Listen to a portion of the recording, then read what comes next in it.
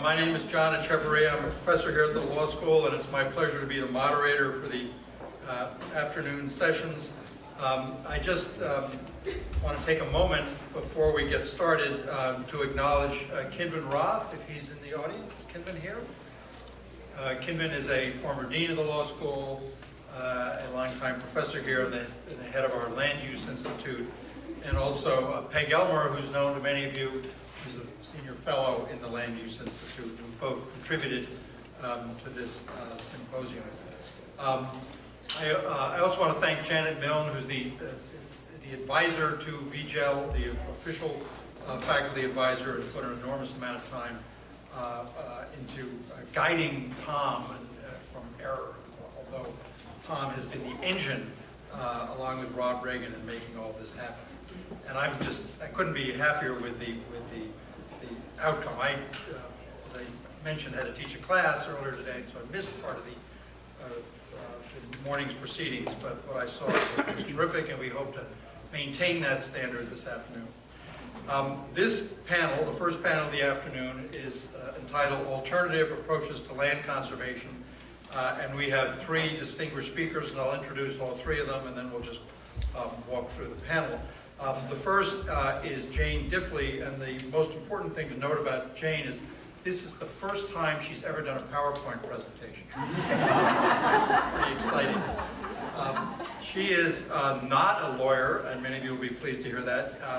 She is a forester and the president of the Society for the Protection of New Hampshire Forests, which is a 100-year-old organization which has done an enormous amount of work to protect the special places in New Hampshire.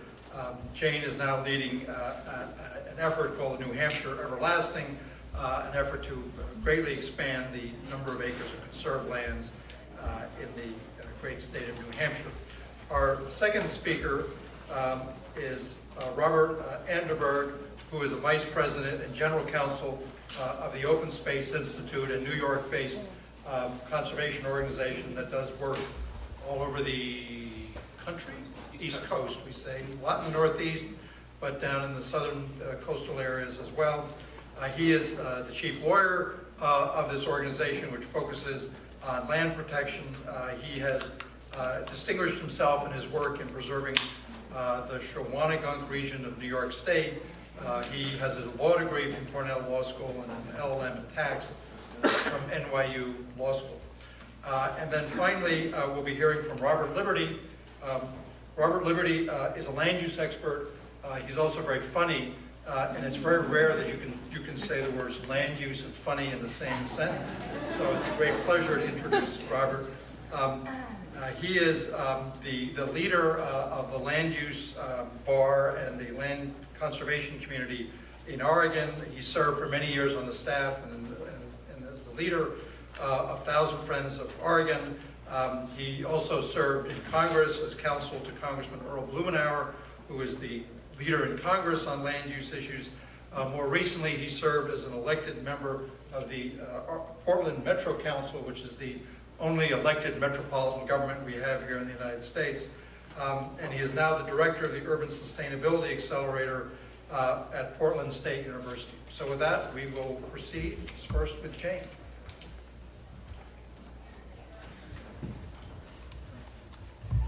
Thank you, John.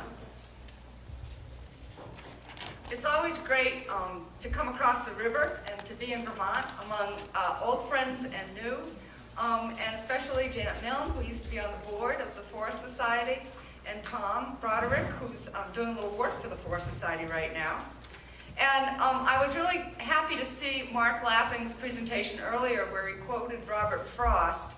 And I think I have a similar quote that I can't ascribe to anybody. Well, I hope nobody will sue me over this. But you know, they say that in the South, people shape the land. But in New Hampshire, and this would be true in Vermont, it's true that the land shapes the people. And I think that is pertinent to the campaign that I want to talk about today. But first, I want to make sure that you all understand my organization, the Society for the Protection of New Hampshire Forests.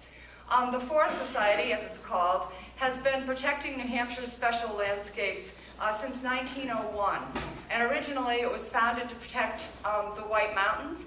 And John Weeks, who was a New Hampshire native, is the one who proposed the legislation that created not only the White Mountain National Forest, but all the eastern national forests, including the Green Mountains.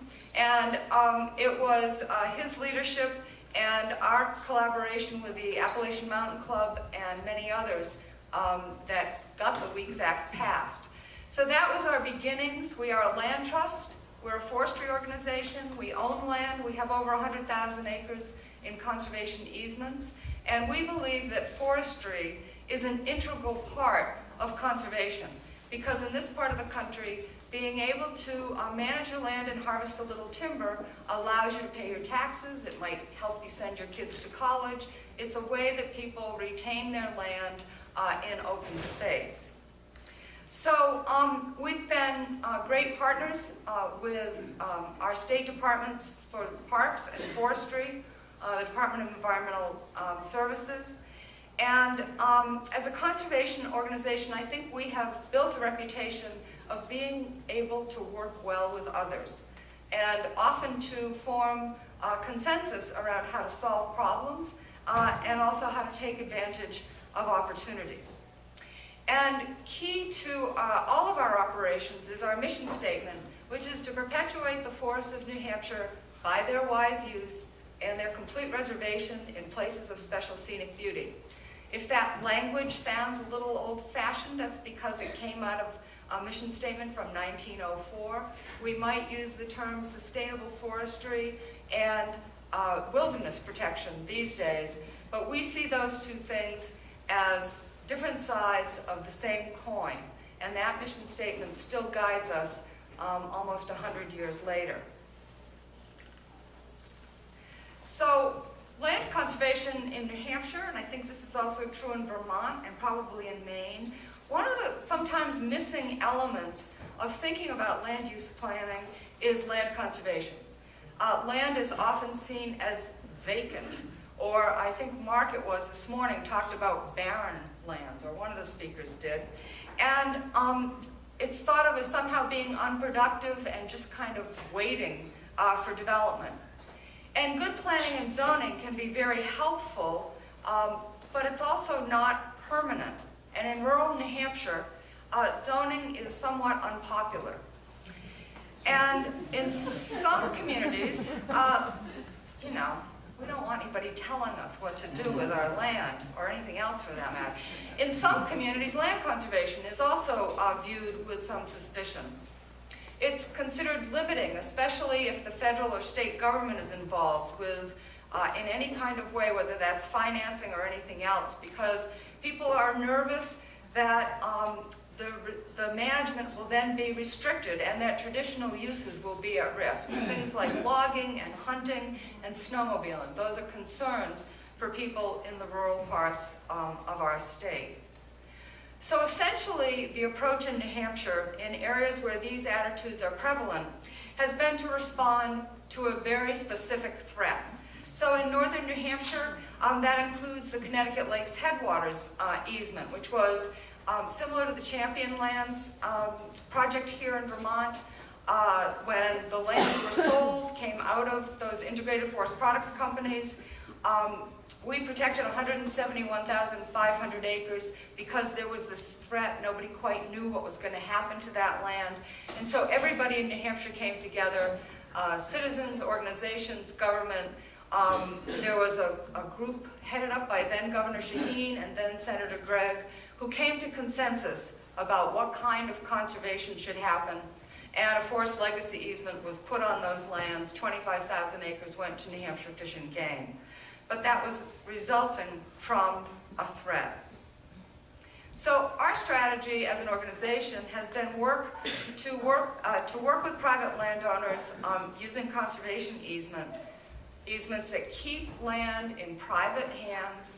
They're still on the tax rolls, usually in current use, and that they allowed public access and traditional uses. So, I forgot how to do this. Here we go. I should have mentioned, we own about 52,000 acres of land. This is the view from the Rocks Estate in Bethlehem.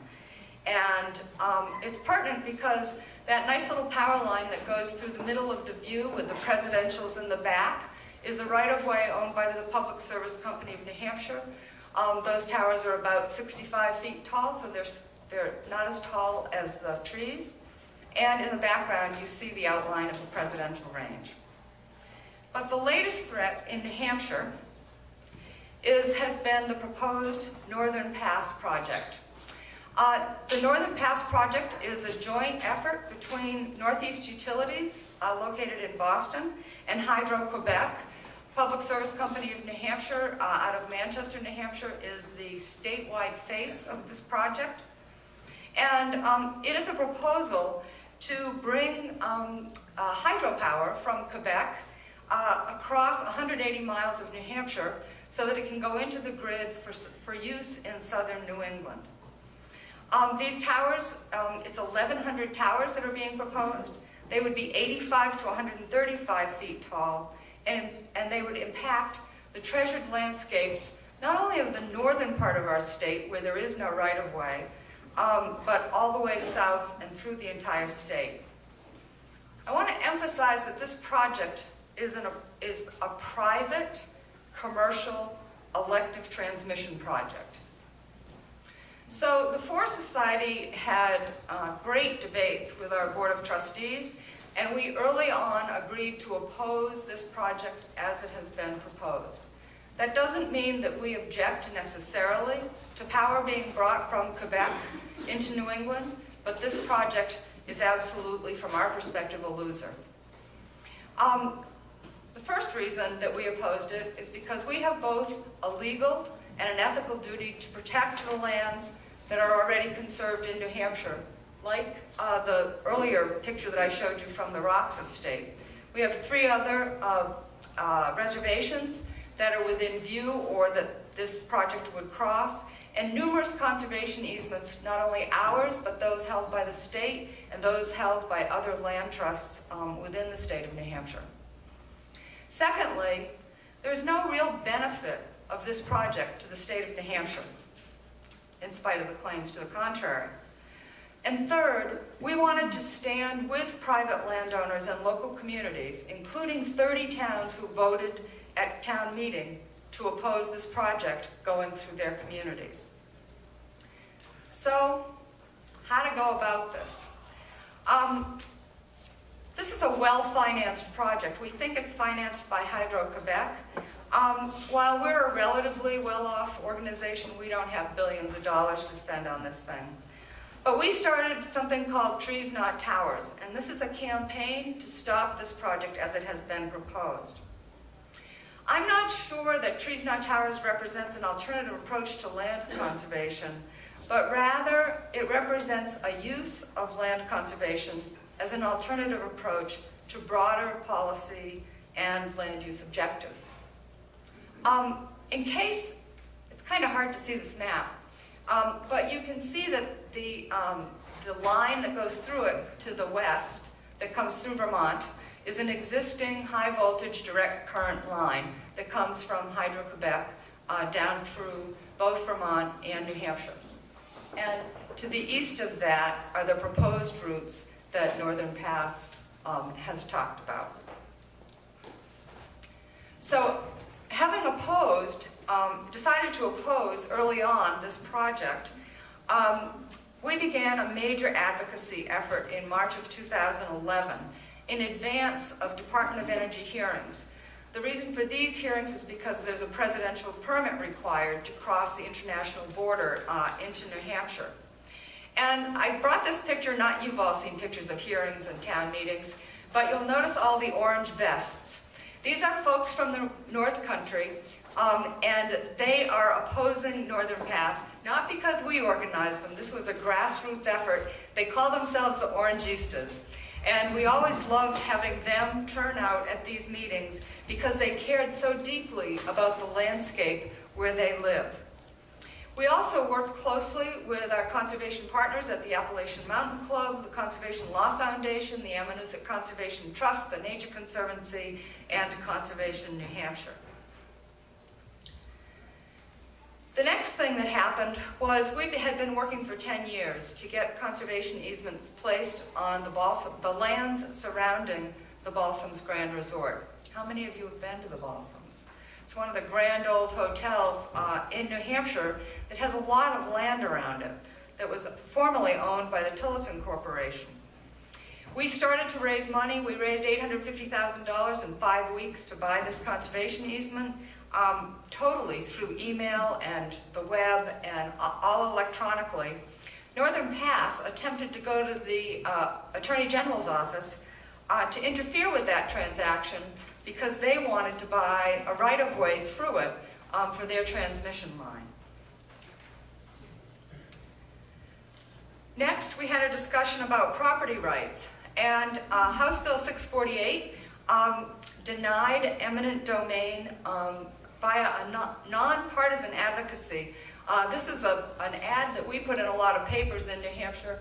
On the left is Stonyfield CEO Gary Hirschberg, and on the right is Tom Thompson, who is a tree farmer. They are on opposite ends of the spectrum politically, but they both agreed about property rights. And the governor signed that bill early in March 2012, strengthening a constitutional amendment that had already been voted on by the citizens of New Hampshire following the Kelo decision down in New London, Connecticut. So without eminent domain, that meant that Northern Pass needed to buy their way across northern New Hampshire. And they tried to do that. They offered millions of dollars to landowners for their land. And even landowners who opposed Northern Pass found that they just couldn't not accept the kind of money that was being offered to them for their lands. So in order to protect this landscape in the northern part of our state and the rest of New Hampshire, we identified key pinch points and gave landowners the chance to sell conservation easements that would block Northern Pass's intended route. And this map doesn't show up as well as I wish it would, but the lands that are in the pink, sort of pinky purple color, are lands that have been bought by Northern Pass. The lands in yellow, I'm going to point to them. There, and there, along with about 10 others, are lands that we have agreements with the owners to purchase conservation easements, or we already have purchased conservation easements, or we are purchasing options on their lands. And to do this, we used our traditional methods of conserving land. There wasn't really anybody else in the state who could map the lands that Northern Pass had bought. We had volunteers sort of camped outside the registry in Lancaster who were daily going in to see what had been added to the rolls of the lands that they had bought. And it became clear what the route was that they were seeking. Northern Pass has never announced the route that they're taking through the North Country, because once they didn't have eminent domain, they couldn't use the route that they had originally proposed. So we were able to do the GIS mapping. We were able, because we are landowners, because we are known in the state, we went door to door in the North Country talking to landowners that we heard might be interested in conservation easements, that we heard might be interested in blocking Northern Pass. And in spite of the $30 million that Northern Pass has spent on buying land, they have yet to be able to announce a route. We haven't spent $30 million. We've raised, this is the largest campaign we've ever done.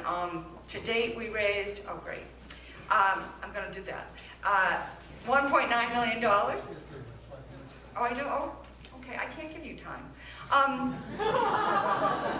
We've raised $1.9 million from more than 3,800 donors. Now, I've got to tell you that there's no foundation or public grants who will come anywhere near this thing. It's much too hot. But those donors have come from 220 of the 234 towns in the state of New Hampshire. They've come from 26 states. a couple of Canadian provinces. And we have protected over 8,000 acres in this effort, and we have agreements with 15 landowners.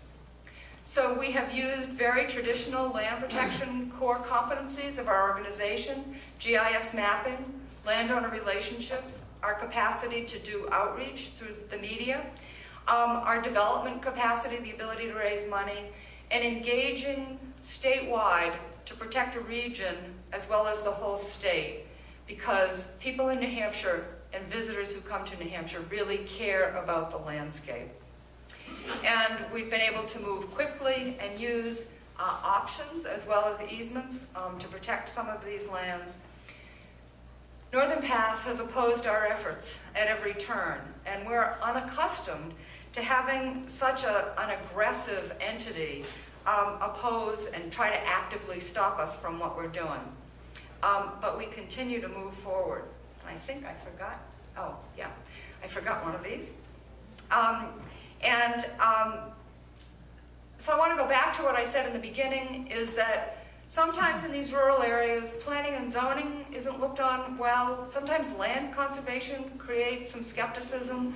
But when there's a threat, people in these rural communities care deeply about their farms, their forests, the places that they walk and hunt, the places that they have shared with their families, and they're willing to step forward and help to protect them.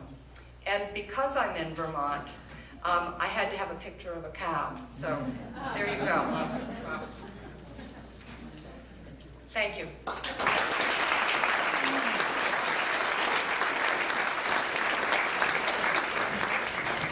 Well, I think for a first timer, that was an extraordinary performance. A lot of credit for entering the electronic age. Thank you. Robert, you.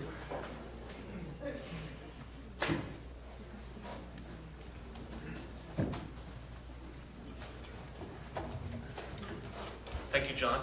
It's a pleasure to be here. This is my first trip to South Royalton, and I could not think of a more lovely setting for a law school. Certainly different than my own school, which was NYU.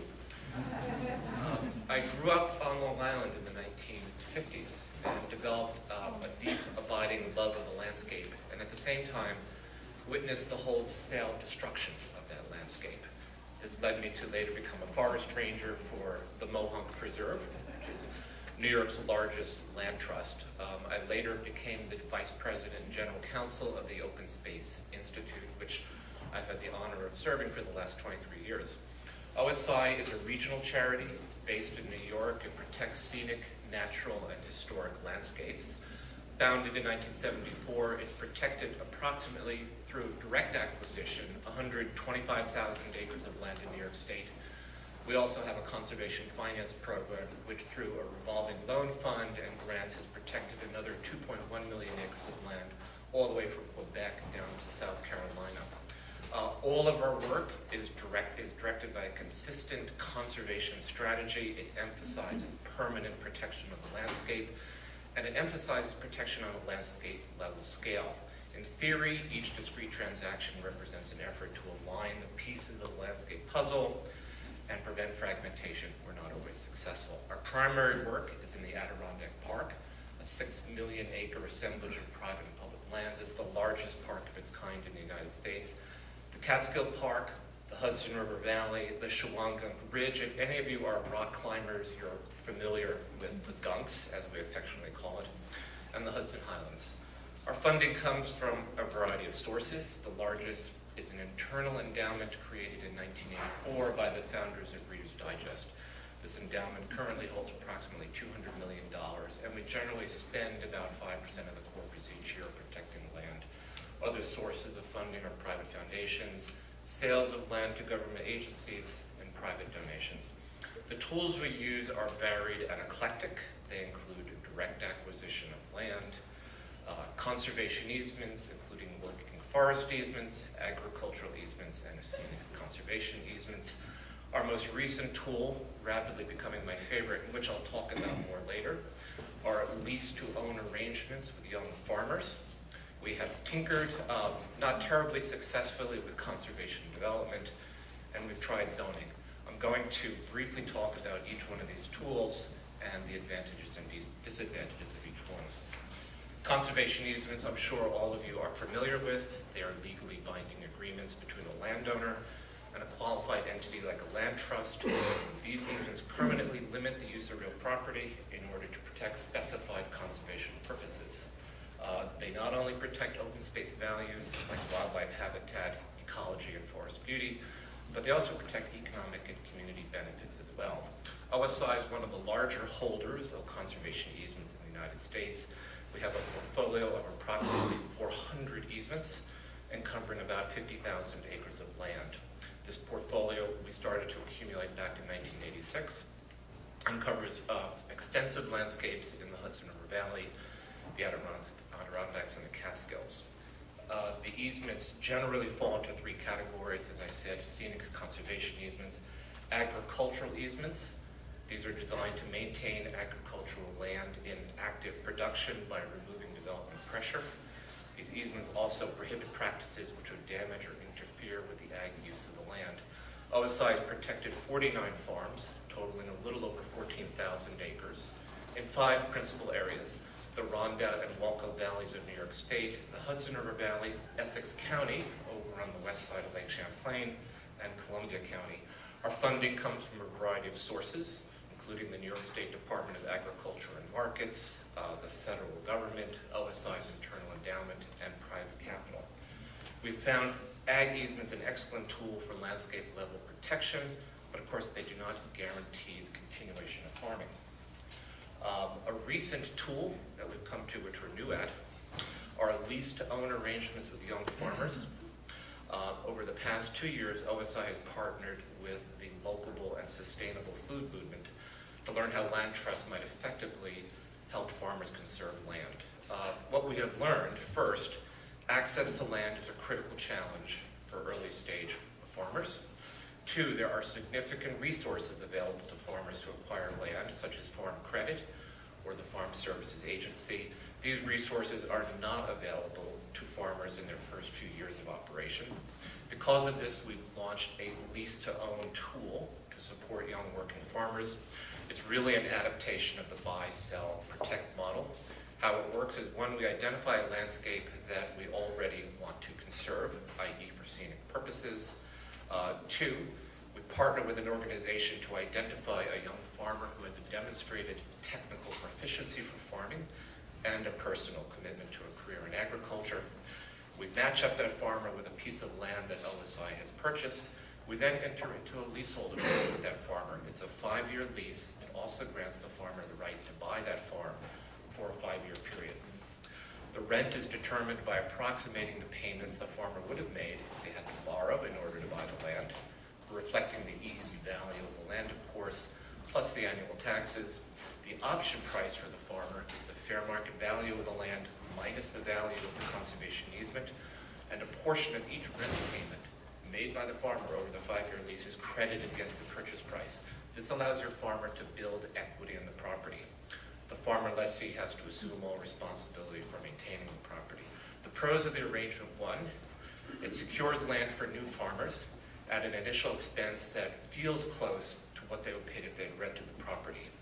2, they can lock in the purchase price at the outset for the property, exercise the option any time during the 5-year period. 3, by deferring a large down payment, farmers can use their limited savings to make critical investment in soil quality, infrastructure, and the like. The farmers can also build a record of profit on the land and be in a strong position to borrow from established programs, Farm Credit, Farm Services Agency, at any time during the 5 years. The 5-year option also allows them to arrange the financing when it's advantageous for them, without fear that the landowner is going to walk away from a deal. The benefits to OSI is we're creating a market of conservation buyers that would not otherwise be available.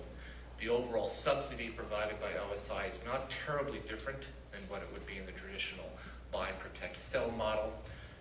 The model is also effective risk management. We never end up being in the position of making a loan to a farmer, which we have done in the past, and when we move to default, it's a very, very painful process, not only for the farmer, but for OSI. Lastly, if the farm fails, OSI keeps the rent as if it would for any rental property, and we get the benefit of any appreciation in the land. The cons are two. One, OSI takes the risk that land values will decrease. Two, funds are locked up during the 5-year period that we buy the land and lease it. We mitigate this by looking for low interest philanthropic capital or slow money. In the end, the trick is to find the right farmer. Look for a farmer who has multi-year experience in other farms and avoid blind-eyed, inexperienced dreamers. We have also done extensive work with forestry easements. These are easements which protect economic and community benefits which arise out of forest production. We've done about 9,000 acres of conservation, or rather forestry easements, largely in the Adirondacks. Conservation easements in general have enormous benefits. The land stays in private ownership. The land stays on the tax base. They are highly flexible. Each one can be drafted to suit the needs of the individual landowner. They are perpetual and they are voluntary. We have, however, faced problems over the last 25 years with our easement portfolio. It's not a perfect tool.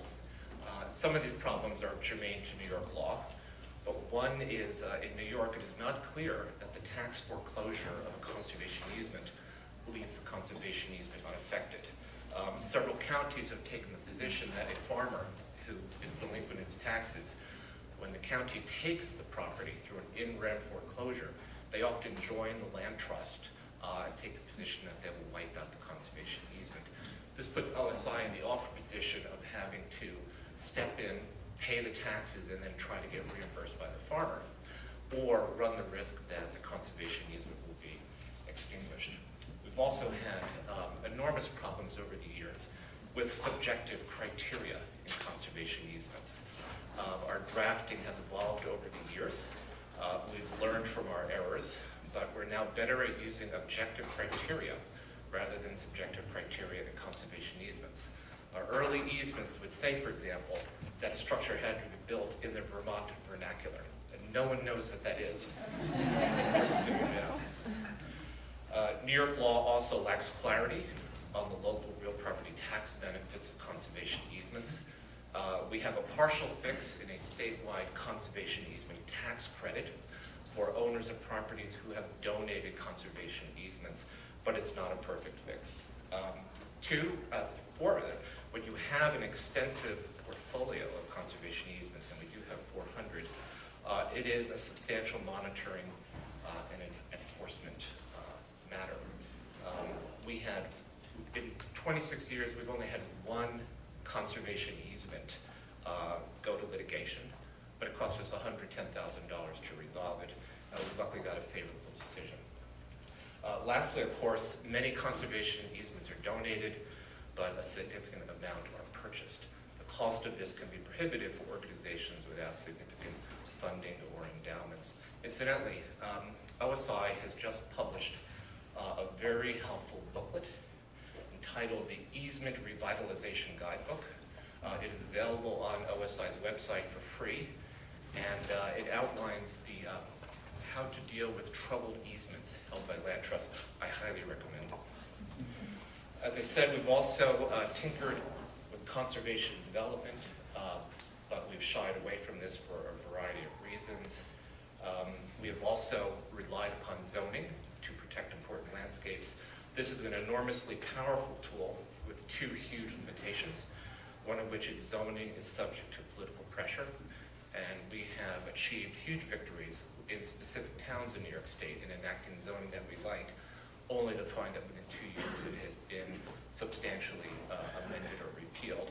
Second, we found that local planning boards and zoning boards have a tendency to interpret these very good zoning laws in order to defeat their very purpose, because they're ruling on applications made by their neighbors. Anyway, this was a quick overview of the tools OSI uses in protecting lands in New York State. None of these tools are perfect, but in the end, if you're trying to preserve a specific landscape, they're all very helpful.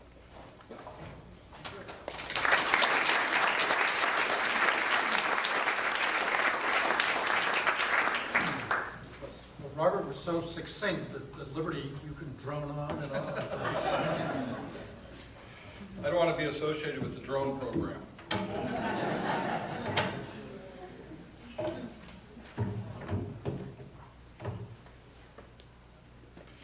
I found out at lunch that I managed to really offend one audience member during my Norman Williams lecture, and I'm hoping to increase the percentage now today.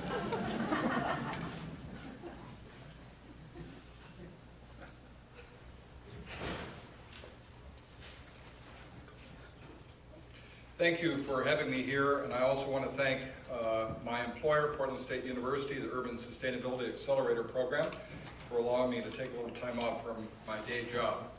I also want to thank the Wallace Global Fund and Smart Growth America. It was the Wallace Global Fund and Smart Growth America that provided funding for me over about 18 months to look at all sprawl curtailment efforts in all 50 states and at the regional level. And a lot of my presentation to you today wouldn't have been possible without their support. This is the big picture about rural lands. A planet of 7.1 billion people, with hundreds of millions of people moving to the middle class, and a finite amount of resources, including land. Arable land, forestry land, land for water, land for biodiversity that is part of the platform for our civilization. We are getting, for the few of you who survived my February talk now, we're getting warning signals on the horizon about overextension of civilization's draft on the natural resources capital. And land is one of the foundational elements. This report for the United Nations, compiled by hundreds of scientists, said that arable land is in decline, and we know, of course, forestry land is declining very rapidly. A surprising spectrum of experts in fields as diverse as astrophysics, sociology, history, modeling systems are all saying we have now entered a dangerous period for our civilization. And these books are all fascinating reading, but you will be an alcoholic if you read them all at once, because it is tremendously depressing. So that the global picture is a finite planet, growing demand on resources, 7 billion people. We need to protect the land base, not just for aesthetic pleasure, but for survival. Now let's take a look at what's happening in the United States. I went online yesterday, it took me a few minutes to find these examples. 73 acres in Walden, Vermont. 3-bedroom installed septic and spring well, 50 by 50 metal hangar with bath and shower, perfect for the helicopter or light aircraft owner. 25.9 acres are in current use, remainder has been removed. Virginia, Blue Ridge Mountains, 301 acres, divided into 11 parcels between 20 and 30 acres, access road in place. Montana, irrigation land. If you know this area, that is going to be the core of what would be an operating ranch. It's irrigated bottomland. 169 acres for 1.8 million. That is not a price designed to sustain ranching. So where are we? Well, we often talk about urban sprawl and suburban development, but if you use this range, and there's many ranges, pretty much 0 to 2 acres as representing urban and suburban densities, that would occupy the area of North Carolina today, well, 2000. When you look at ex-urban densities, 2 to 41 acres, and if you're in ranch land, it might be 80 or 160 acres. It might be smaller in an area like New Jersey. But if you look at that ex-urban residential density, the large lot, the hobby farms, the ranchettes, that's equal to all the land in New York, all the land in Pennsylvania, and all the land in Texas. And it is growing more rapidly in absolute terms and relative terms than suburban and urban development. So I'm going to show you something that Dave Theobald at Colorado State has prepared. This is an animation, and the light yellow is this ex-urban density. So what you're seeing is a sequence going from 1980 to 2030 as a forecast.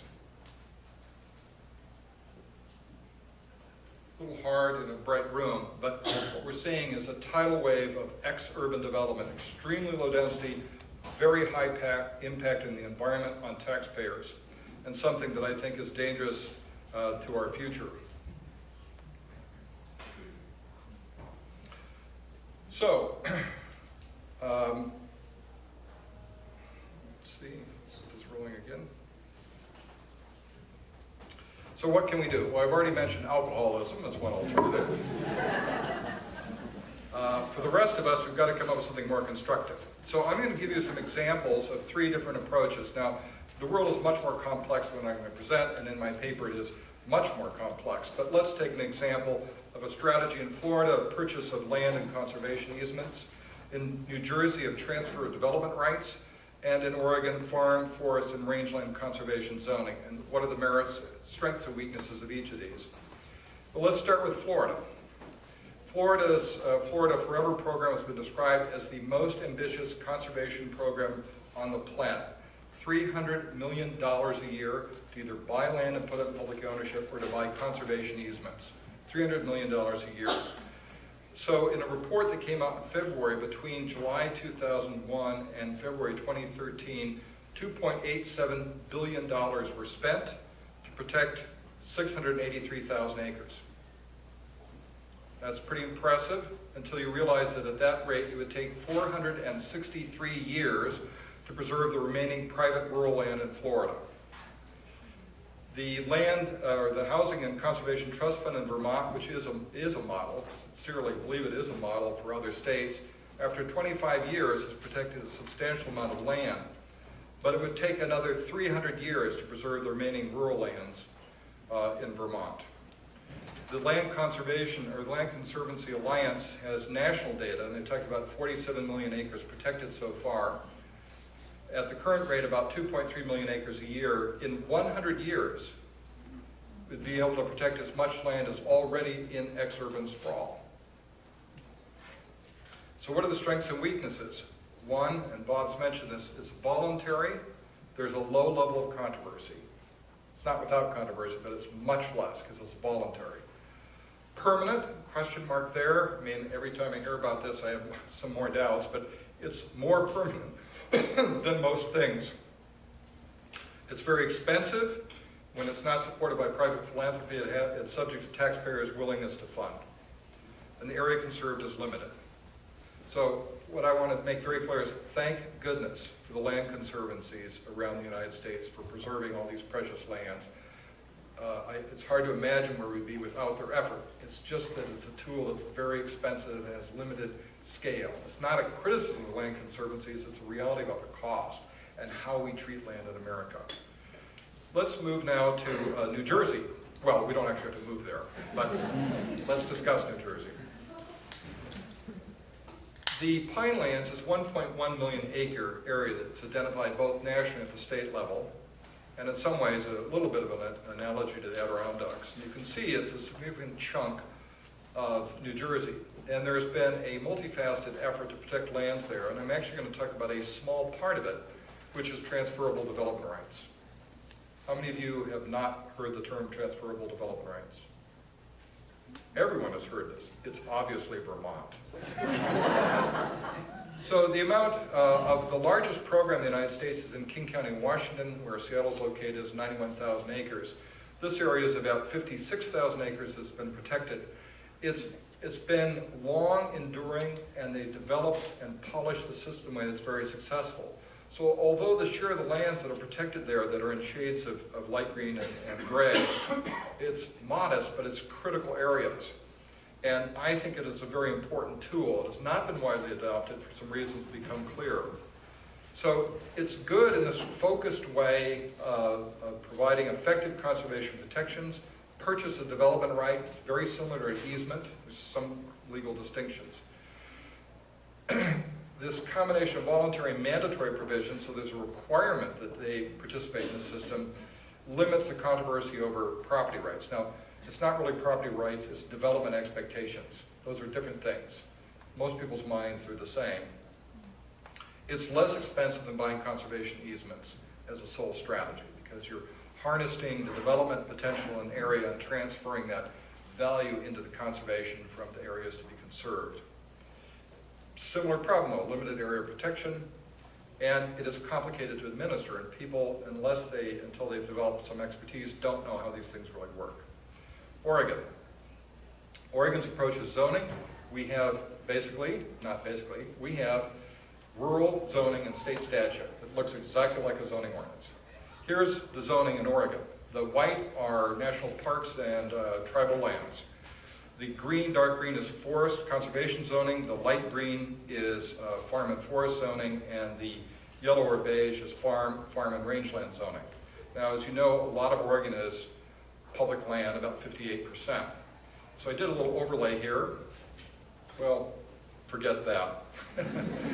What we can say is 96 to 97% of the private land in Oregon is in a farm zone, a forest zone, a farm forest zone, 97%.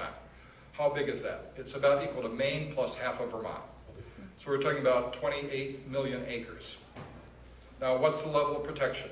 In farmland, no entitlement to build a house, no matter how much land you own. There are lots of provisions for different kinds of houses, but there's no authorization. In forest, and the land division standards are 80, 160, and 320 acres. And those have nothing to do with houses, they have to do with keeping land and management units for farming. On the forestry side, it's simpler, unfortunately, and it's 80, 240, and 320 acres entitles you to a house. So what happens in an average year is we get about 600 homes, 550 homes in the farm zones and 16 million acres a year, and about 350 or 400 in the forest zones. So over years, 11-year period, you get about one house for every 4 square miles in the farm zones and about 2.7 square miles in the forest zones. Quite variable in the effectiveness in this area, which is the Portland metropolitan area, 3 counties of about 3,000 square miles. Overwhelmingly, the orange and the red are inside urban growth boundaries, and the little green strip is in farm and forest zones. It's still, however, houses being built in farm and forest zones. What are the downsides? Controversy. Professor Chavarria knows all about this. There have been efforts to repeal the planning program in Oregon in 1976, in 1978, in 1982, in 1998, in 2000, 2004, and 2007. They've all been primarily directed at the regulation of the rural landscape to prevent development. I'm pleased to say that despite all the battles and some terrifying near losses, it's in place, and the last time we voted on it, it was 62.5% said stick with the program, including a number of rural counties. So what are the strengths? Well, large area with very to moderately effective conservation protections, depends on the level of administration. It avoids a substantial burden on taxpayers, although there is a tax shift through current use assessment. It's very controversial. Thus, subject to political pressure to weaken or repeal, although I think we may have put a nail kind of in that coffin by taking on equity issues directly. So I think it's time for a hybrid approach, and many places already do this. So you take the combination of mandatory and voluntary elements to address fairness and manage controversy, and you do this in a very thoughtfully kind of political campaign mode. The advantage, you'd have reduced costs for protecting large areas. You'd have more permanent protections by supplementing zoning regulations with conservation easements in a strategic way. It will be complicated to establish and administer. I'm not going to avoid that, and it'll still require significant funding. I want to talk about a few elements before I close. I think the research part, and no research that isn't communicated to the public widely is worth anything. We have lots of studies that are fabulous that no one ever reads. So my ratio is for every $1 in research, $10 on publication. It'd be great for VJEL, actually. No. First thing is exurban sprawl scenario planning. We all know what this is. You just show what the trend is. You're going to wreck the entire place. People don't want that. But I would also show what actually is the development potential, because we've seen this again and again in Oregon. Everyone thinks they're going to have maximum development even beyond what's authorized in their property, and that becomes an expectation, and that becomes the political floor for action. Instead, what you have to do is say, under a current regime, there'll be a fair amount of low-density development, but individual landowners, most of you are not going to make much. You're not going to get commercial development, and so on. The other thing that does, if you forecast where that will go, that sets your strategy for protection, for conservation. So it serves multiple purposes. You need to do some prior work on your landing zones and development right prices. And ideally, you want your development, your landing zones for your development to actually further another state policy. So you want those areas to grow. Now the problem is, in smart growth states like Vermont, you've already done that. You've already tried to create incentive. I think that's where we're going to have to put in some public money to create infrastructure to make them more desirable. And finally, rural cost, or it should be cost of capital services in rural areas. I don't know how much development would occur in the arid west if there was no fire protection. And I tell you, the fire is going to get a lot worse. And people are paying to have fire trucks go out to someone's home, right, that they built there. It's the same thing with flood protection. You and I are paying for flood protection sometimes 3 times. So if you look at things like risk and cost of services and say, you know what, if we're going to have 9 homes on the road, we are not going to pave it. Emergency services, fine, 40-minute response time. Fire protection, if you build this way, and this is done in California, when the fire hazard comes up, they do a little spray paint on the road. It means no fire protection because your house isn't properly sited. But I'd go further and say, if we can't afford it, if you want to live out there, fine, you get your own private insurance and your own financing. So really are going to say it's going to stay rural. We're going to have rural level services and capital infrastructure and do this hazard risk analysis, which is going to affect flood zones and fire zones. Education activities, TDR programs are very complicated. You've got to educate realtors, bankers, people who administer the program. There's always this. And for volunteer legislators, volunteer local officials, there has to be creative ways to making education stimulating and something they can do in their spare time. And then, of course, the other partners in this program are land trust and foundations about the basic strategy. Here's the implementation, right? Be thankful that I don't have more time, or I'm trying to cover the 200 footnotes. You have to have current use assessment. I don't think that's I think that's just basic fairness. If you're not going to let people develop, you can't tax them at development values. You've got to cap, convert, and quantify all the development rights and assign them to properties. People think this is easy. It is not. It is very complicated and slow. So you have to have a strategy about how am I going to implement that. Now, one route is a safe harbor and say, tell you what, instead of figuring this all out, we'll give you 5 development rights, or we can go through the process and we'll find out in 2 years whether you've got 6.8 or 4.7. But the point is, you've got to cap the entitlement, you've got to convert it to development rights, quantify it, and associate it with the property. Cap rural infrastructure services, adjust fees, adopt mandatory cluster zoning. Now, cluster zoning alone by itself just creates compact nodes of sprawl, right? It's not great for the landscape. If the landscape's already fragmented, it actually can make things worse. But in areas where there's conservation values, it's still better than nothing, and it's a start. It's moving the location around so that you can actually do something more strategic. And then you want to clear off as much of that residential development through transfer of development rights, a paid conservation easement program, and do it. Colorado and Virginia have done a generous tax credit that's transferable. So if you're a rural landowner, you may not have any, the tax benefit isn't worth anything to you if you don't have any income. So what happens is, if they get a tax benefit worth $350,000, they can sell it to someone who has a tax liability, usually at a discount. And those markets make people much more interested in participating in the program. So you have to combine all of those. And there's always monitoring and enforcement, whether it's easements or execution of the program at the local level. Yeah, it's simple, right? We can, tomorrow would be a good time to start. Is it worth doing? What do you think? I think we have a lot at stake. We have to do it. Thank you.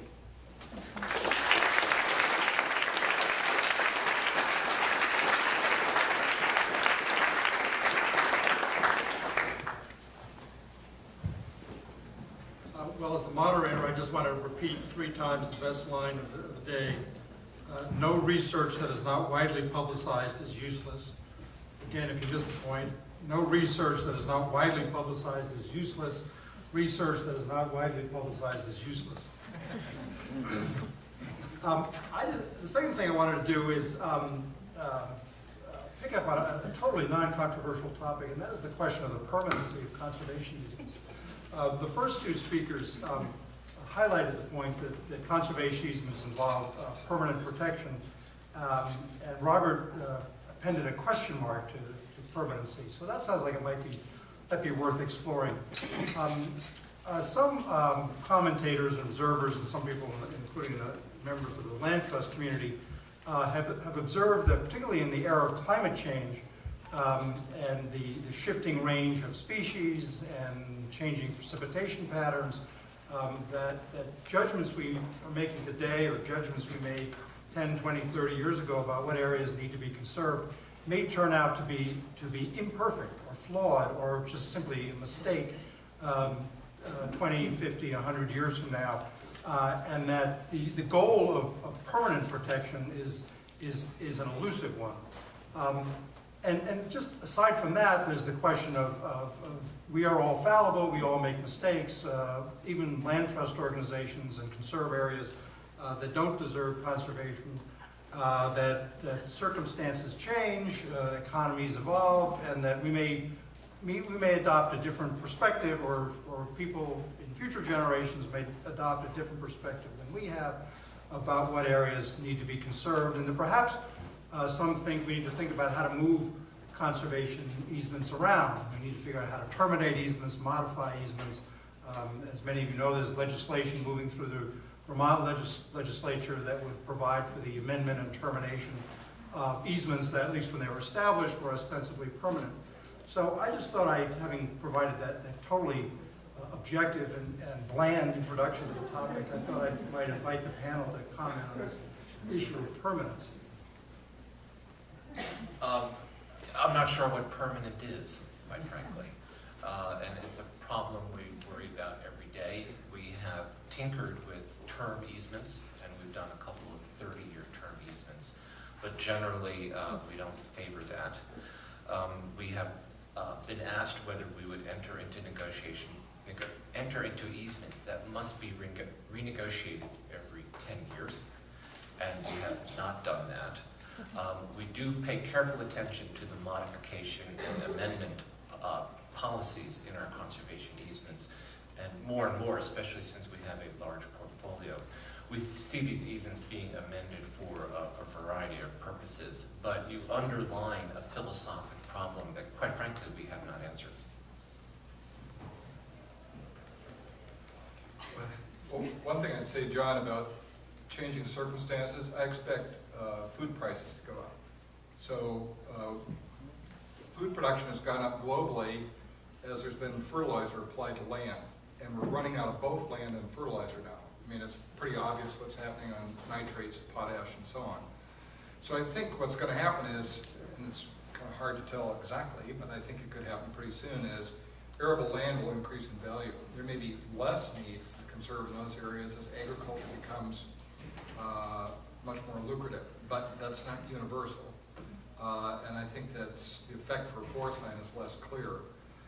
I was talking about permanently affordable housing at a presentation a few weeks ago, and they said, "You mean 60 years?" And I said, "That doesn't sound permanent to me."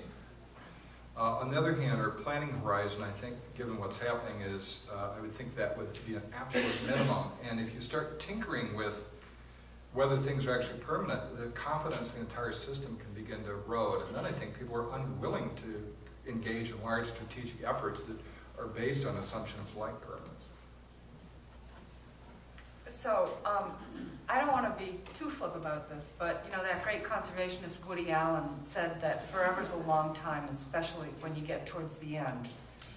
And I think that... Are you saying the end is nigh? Well, that's my life. And as the only non-lawyer at this table, you know, I think when you work with an organization that's 112 years old, you have, well, that's not forever, but you have a slightly different perspective on permanence than some do. Because any of the decisions that we make today are built on the shoulders of those who have made decisions and done work before us. You know, I, for one, think that the White Mountain National Forest is an incredible thing that was created 100 years ago, and I'm sure they had doubts about what they were doing then.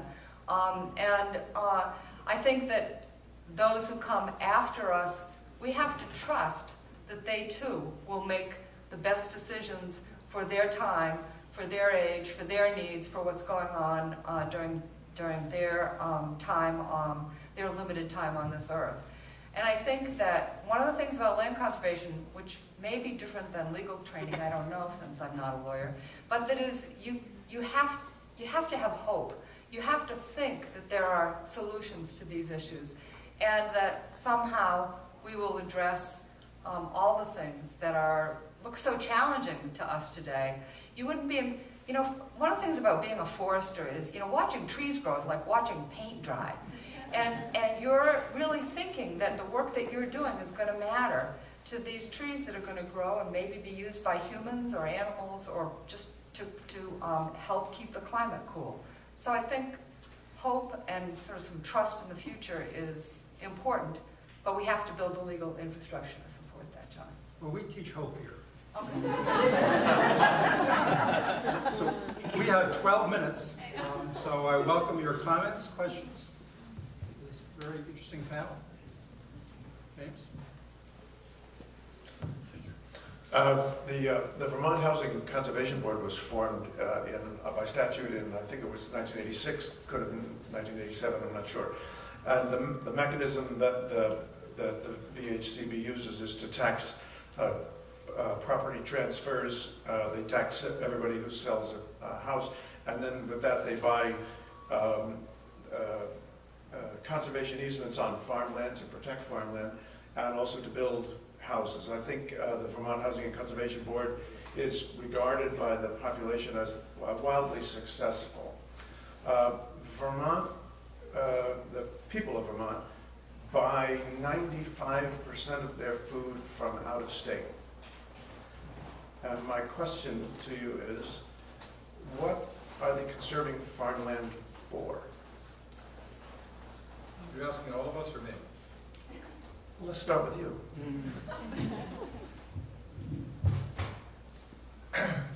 I think over several thousand years, actually, we've all become dependent on distant sources of materials and food. So I'm not a big fan of the autarky alternative, which is we're all going to supply our own food.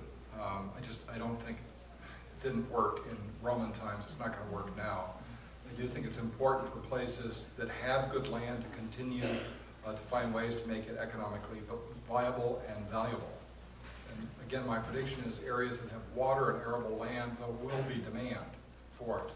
And I think that will come at some cost to the environment. I actually think we're going to see erosion of forest land. It's certainly happening in northern China, where the forests are just being cut down and replaced with rice land in order to achieve partly to supply the minimum level of grain and rice that the state has set as its policy.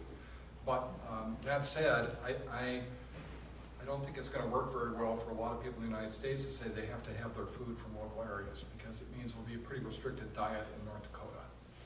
And I expect we will have food imports. So I don't know if I'm getting all the gist of it, but I do think we're entering a time of great creativity with agriculture. And I do not dismiss all the work that's being done on low impact agriculture, because I think that's going to be more sustainable. And I think having people have a connection with their food is very important, because in the future I think food supply is going to get more challenging. So I applaud all those efforts, but I do differ from the idea about everyone has to eat and produce locally. Most of the United States will starve under that regime. I don't know if I got your sense of your question right or not. No. I'll let the moderator decide. We'll have to have an offline conversation to pursue that. Thank you. Others? Yes. My understanding is if you have a conservation easement on your property, that doesn't affect the tax rate. It doesn't change the tax rate. And one of the things that I don't know, is it a one-time payment? And another thing I don't quite understand is that I've noticed in the information, because I'm in the initial stages of conserving some of my property, which is basically a wetland, but it states in the information that I read that once conserved, you cannot use that property for any commercial purposes. And I wonder if that's a hard and fast rule, because basically I allow the ski area next to me to have cross-country trails on that portion of property, and I don't gain any revenue from that, but they obviously sell tickets for their cross-country skiers. And I own a campground, and my campers and lodge guests walk out in that particular area. I was told I could have paths out there that zigzag as long as I let the river meander. However, again, if that's an extension of my business, then is that commercial and not allowed? And that's a very big question for me. I can take there are several questions embedded there. And I'll first start by saying a conservation easement is a creature of state law. So an answer I give you under New York law, which I'm familiar with, may not be valid under Vermont law. But in general, when you convey a conservation easement to a qualified charity, there are income tax consequences, often favorable to the landowner. There are estate tax consequences. There may also be local real property tax consequences. And I can give you one concrete example, which is my wife and I donated a conservation easement on our farm in New York to a qualified charity. I went down to the local assessor who administers the local real property taxes. And I announced this, and she said, "A conservation what?" and threw me out of her office. The local assessors often don't know how to deal with this. So in New York, there is now a state credit against state, it's a refundable credit against state income tax for a portion of the real property taxes that I pay upon the seasoned land. It's only available for donations or conservation easements. When my wife and I donated that easement, we got a sizable one-time deduction against federal income taxes for the fair market value of that conservation easement, because it's treated as an interest in real property and it's treated as a gift. You can spread that out over a number of years. There are some limitations. And there are also potential estate tax ramifications as well. But that's about the most I can say now, because Vermont law may be different on these things. If further advice, you need to start paying. Thanks a lot. On the issue of permanence, I'm thinking about the comment on 60 years being permanent in affordable housing, and in a sense that's true, because with affordable housing, where you have a subsidy, these are structures that depreciate and they need to be recapitalized. And if there's a permanent covenant on that property, then there's not much equity to draw against to recapitalize a project. So I don't think you can draw well, you can draw comparisons. I don't think you can liken a conservation easement to a restrictive covenant for affordability in housing. But that's not my question. My question is for all of you, but I want to direct it initially to Jane. And Jane, the Forest Society has been wildly successful to date in combating northern paths, and congratulations on that. But it also puts the Forest Society in a position of being anti-development. Yet, I know from my experience at New Hampshire Housing, that's not the way the Forest Society has worked, having been a partner with you on different things. I wonder if you could reflect on what the opportunities are for cooperation between conservation organizations and developers, private developers. We are not anti-development. Thank you for acknowledging that. And usually development happens locally. Like a housing development or building a shopping mall or something. It's in one place. Being opposed to Northern Pass, this is 180 miles through the entire state, and we are a statewide organization, and it impacts conservation land. So we are against this development, but we were very careful to be against this development as it has been proposed, which doesn't mean there's not another way to do it. And as a matter of fact, the thing that we would be most happy with is if our work forces Northern Pass to consider alternatives to what they have proposed. But we've worked in many instances with developers, but because we're a statewide organization, we're not usually involved in development because it's at a local level. Does that help?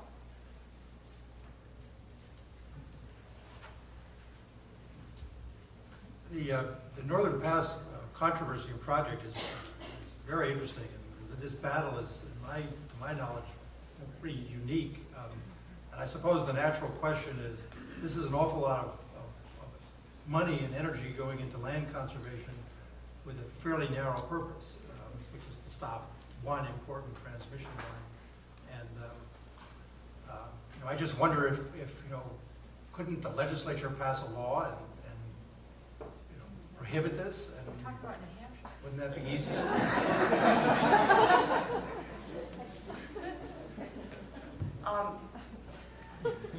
When we close on the piece of property that we're closing on next week, we'll have created a path that's 26 miles long of land that will never have towers on it and that is, at least in our terms, permanently conserved. There's approximately 358 of the 8,000 acres that we've protected in this project. 58 and 3 is 61 and 5, something like close to 7,000 acres of it is land that we have wanted to conserve for years. And this just really gave us the opportunity to do that. The threat, again, the threat was what made it possible for us to do that.